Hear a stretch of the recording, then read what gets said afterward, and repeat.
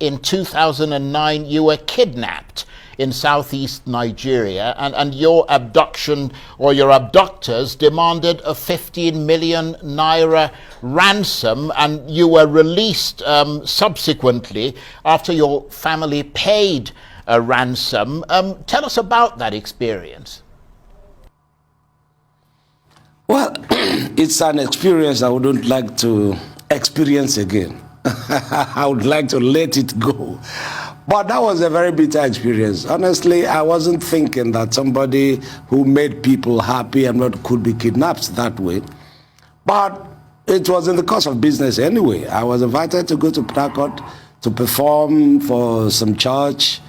And on my way there, you know how these people, bandits, whatever you call them, they kidnapped me and they put me in the boot of my car and they took me somewhere I didn't know.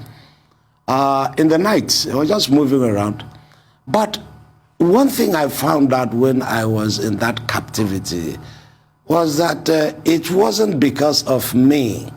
It was because of the situation in the country. A lot of things, a lot of young men who didn't have work to do were putting hearts into this. As a matter of fact, when they kidnapped me, it's like they showed surprise. I don't know whether it was real or it was fake.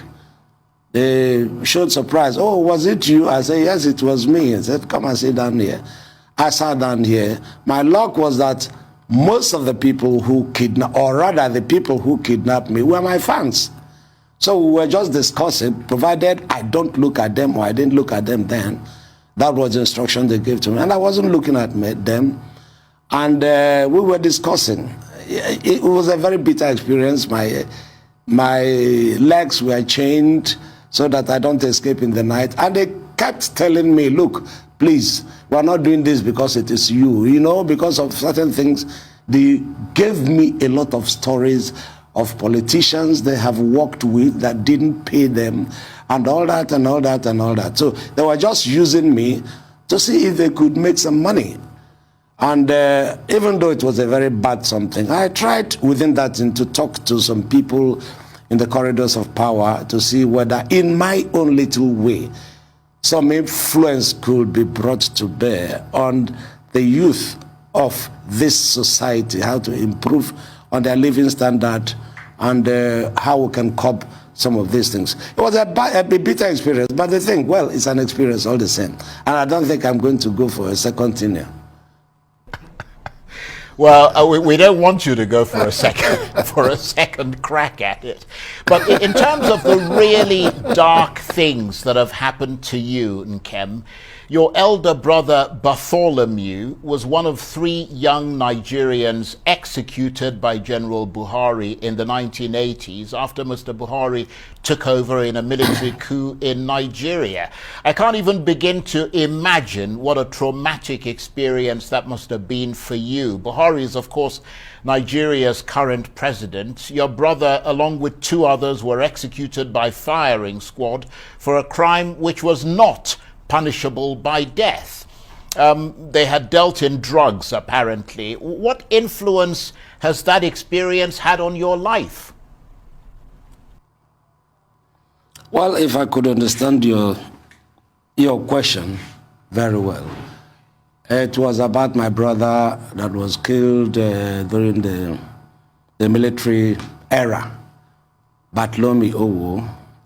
He was a brother and a friend because we were close.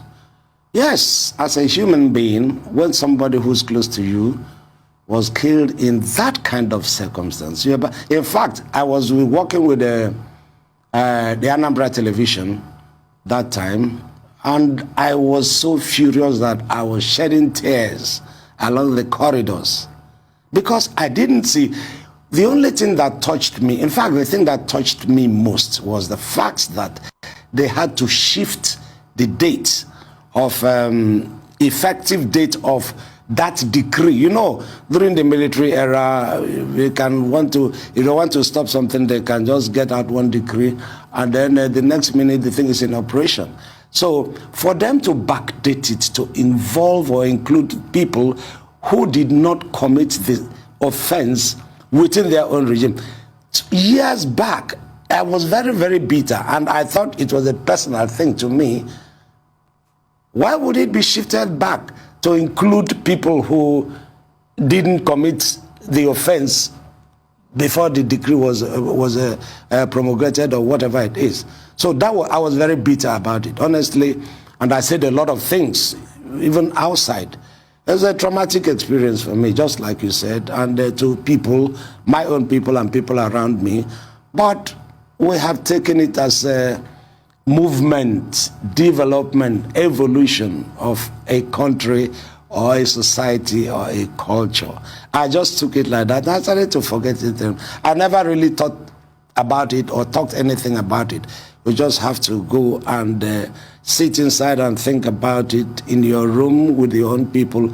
And that's all. I didn't want to make it an issue because I've come to a place where, or a position where I could make some noise and people will hear me. Well, I mean, we're certainly not going to make it an issue here. And we appreciate very much indeed your sharing something so personal with us. And please stay with us. You're watching the Arise interview.